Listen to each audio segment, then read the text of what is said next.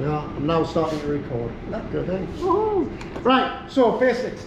We're going to be doing an onion bread. Obviously got boards at the back. So basics are onion. Don't forget, you need a waste bowl on each bench. Alright, so 2 waste bowls per bench, 1 for food, 1 for paper. Alright, so onion. Nice and straightforward. Going to basically waste bowl like so. Peel it down. For your onion and bacon rolls, what we're going to do is we're going to do the tear and shell similar that we did last week. Yeah. But obviously, when we make it, instead of just rolling out a cylinder, we're going to roll out like a Swiss roll. Put the filling in the middle, roll it up, slice it down so we've got nice little rounds, little sort of like a Catherine wheel size in style in bread. Alright? So obviously think about that when you're doing your preparation. Alright? So basically, instead of having slices and all the rest of it, what I'm going to do, I'm going to finely dice the onion. So when I spring it out, everything's going to have a little bit of, and there's no long strangling bits, which will basically, if you cut into it, it might not be that neat when you're eating it, when you've got a bit of onion dangling down the side of your face because it's hanging out.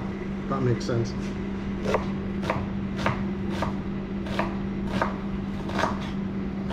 Like I said, try not to waste any of that onion, so when you want a little bit left.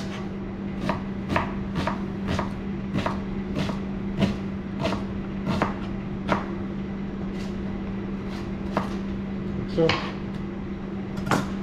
pan on, solid tops on, yeah, so when you go back, you'll have your pan on, a little of your oil,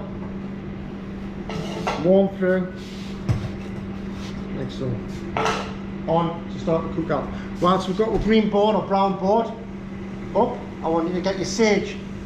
With your sage, because sage is what is known as a robust herb, a hardy herb. You've got 2 types of herbs, you've got soft and hard.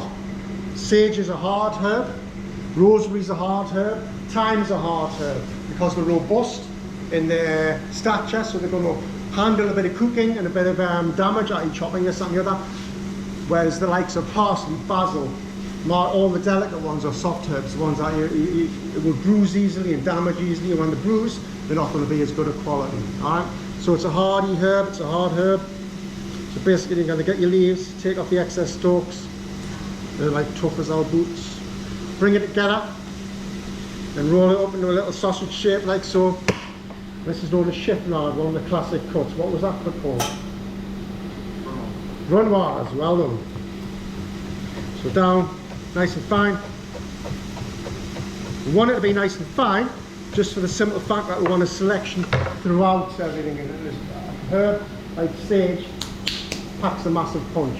So you get a massive chunk in your bread bun. You're not going to taste the bacon or the onion or the bread. All you're going to taste is sage. And if you have too much in your palate, it becomes very perfumey. So caramelization of the onions means you just want a little bit of colour on them, not burnt, but a little bit of colour. See, if that was a chive, I couldn't put that in there, because by the time it's cooked out, that's going to be brown and horrible in colour. So chives or parsley or something like that go in at the last minute. The sage needs to be cooked out, but also can handle that cooking process. So that's that, nice and straightforward. The next stage is the bacon. Again, you want small amounts of small bacon bits. If you don't want a massive chunk, because you might miss out on somebody might not get any bacon in the roll. As I say, clean down, wipe them down using the cloth to make sure it's all nice and clean at all times. Right, so bacon, like I say, you've got 1.5 slices each. Some have got the fatter, bigger part, and some have got the tail end. Personally, I prefer the tail end, it's got a bit more fat. Fat is what? Flavour. That's the one. So basically you have a nice bit of flavour in there, because at the end of the day, if it's going to taste of bacon, it should taste the proper bacon, and that's down to the fat content more than anything else. So basically you're going to cut it into strips, like so, and basically bring it down.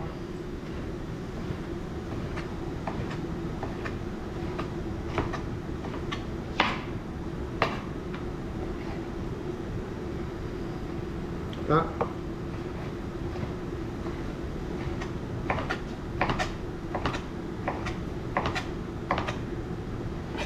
That'll go in there. When my onions have caramelised down a little bit, what I'll do is I'll add my bacon into there.